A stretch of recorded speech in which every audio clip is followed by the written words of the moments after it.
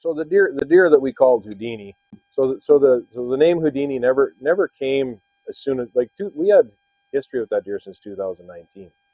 Okay, he was a young deer then. Of course, we weren't hunting him.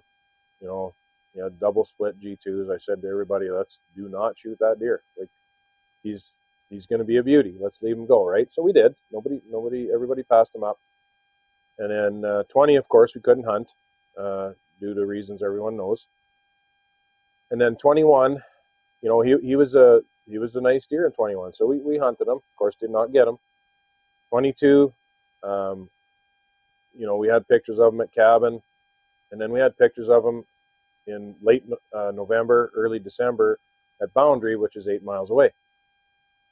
And then he really his name came about in 24, because in 23 we had 0 pictures of that deer, nothing. I'm like, oh, I guess winter got him, whatever, you know. We had no pictures. I came to find out that our bordering outfitting neighbor, which is 10 miles from cabin, had pictures of him in 23. Of course, they hunted him, never got him. So that's when I called him Houdini, because, you know, he was still alive. He just wasn't in our area. And yeah, so and then in 24, of course, he was back in the game, and we hunted him hard and never got him. Yeah, he actually, one magic act in particular was in 24, where Houdini did make an appearance. Actually, that was his first daytime appearance ever, since we started hunting him. And yeah, the gentleman in particular that was hunting him had an opportunity on him, and just was an unlucky situation where he took a crack at him and it hit a sapling. So never even touched the deer. Total miss. So that was one of his disappearing acts. And then so that was in I believe around November 19th or something like that. And then his second trick he played on us, well, actually there was 2 more in that same week, in the December week. He was there, I think it was about 5 to 10 minutes prior to legal time in the morning, 30 yards away from the guy. You could see him, but obviously couldn't pull the trigger because it wasn't legal time. And then just walked away. And then that's, I think 2 days later, same scenario, but it was in the evening, past legal time. So yeah, in 24 he did a few of those, but this year, I guess the hunt for Houdini came to an end in the second week of our rifle season, when a good friend of ours, actually hunted with my brother Ron for many years, drew that stand. And obviously we hunted Houdini in the muzzleloader week. We hunted him in the first week of rifle. So it was Craig's first day there. And yeah, I think I received a text message from Craig. It was 10 minutes to 5 or something like that. And he said, I got him. That's what the text said. And I'm like, I was in disbelief, actually, because I seriously was at the point of saying, I guess this deer's never going to get shot, you know. So anyway, I very quickly went there, and yeah, it was probably one of the most emotional recoveries I've had. Number one is we were after that deer for a long time. We put a lot of effort into him. But I think the most the part of it was Craig that got it, and Craig needed some positive stuff in his life. He had some unfortunate stuff happen prior to him coming here. So, you know, I'm a firm believer in stuff like that. That's why we never got that deer to that point. That deer needed to go to Craig, because he needed that deer. I swear that's what it was. So that recovery was very emotional for him and for me. Made it a real special moment. Oh, I think just the time spent. You know, when you have a beautiful animal like that, and such a challenge to get. You know, one thing I did this year from last year, I totally changed that setup. You know, I was disappointed we weren't seeing more of him, other than when he was in the rut in the daytime. We only seen him once in the daytime, trail cams and everything.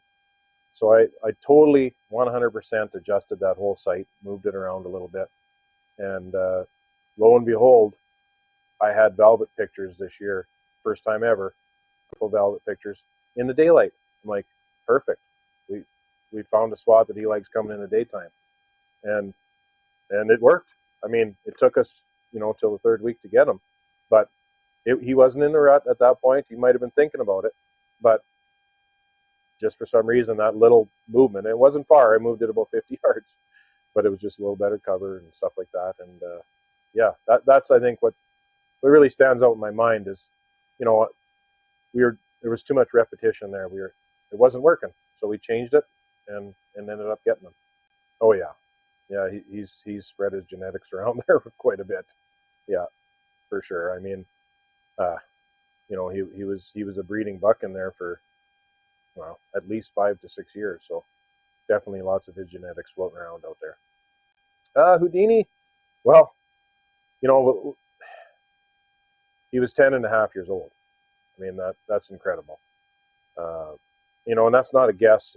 We have jaws that we've have biologists aged right from 2 to 9, and the 9-year-old jaw doesn't even look close to his. So we're going to actually send it away to confirm that. But yeah, he was an old deer. He scored 172 inches. 2023, when we didn't have him on camera, I know my neighboring outfitter fairly well, and he sent me pictures, and he was by far at his prime in 23. I'm just guessing off the pictures, but he was probably in the high 80s. So yeah, it was time we brought him home because he was going the other way. Oh yeah, they'll definitely be, they might not be the Houdinis, but we have a unbelievable crop of 140-inch, some even 150-inch deer that we did not harvest this year, that we're not gonna, because everyone that's coming here is on the same page. They know that we're going to be the place that you can come and hunt 150-inch or better. This is by far the best crop that I've seen left over. I'm so excited. I know I said that last year at this time, and it worked. I mean, we're 162-inch average. That's incredible. And their age is 8.5 years old. So next year is going to be, I think, even better. Shelly and I got tattoos, by the way. Did you? Houdini tattoos. I should have Shelly. I should have Shelly. Shelly got one the same, but hers is smaller with in a feather. Yeah, a little bit of seps maybe, but yeah. And I'll tell you the story behind that. She comes to me and she says, "Do you want to get tattoos for our 30th anniversary?" I said, "Well, I've never got a tattoo in my life, but okay, it's 30 years. When your wife asks you something, you go along with it." So anyway, she says, "Well, there's this one that the wife gets a doe and the husband gets a buck." I said, "Wow." I said, "You don't want a doe on your arm, do you?" "Not really." So she says, "Well, you got any good trail cam pictures of a nice deer that we could get the artist to, implement into this idea?" I said, "Well, no, we got looking, and I never even thought at that time that we were going to use Houdini." So anyway, started looking through all the pictures and had lots of nice deer. And I said, "Well, what about this one?" And she says, "Well, yeah," and it was a picture of Houdini from behind, and they had, that drop that he had. And she said that would look cool. So yeah, so we went with it. We got it done. This is before we had got the deer. So I said, "You realize we might not kill him. We might not get him." "Oh well, whatever, right?" So that's kind of neat. Yeah. Yeah, getting a deer tattooed on your arm, I guess, maybe is a symptom of a whitetail addict. Yeah. So it's just so much fun, chasing these majestic animals. It's a good time. Yeah.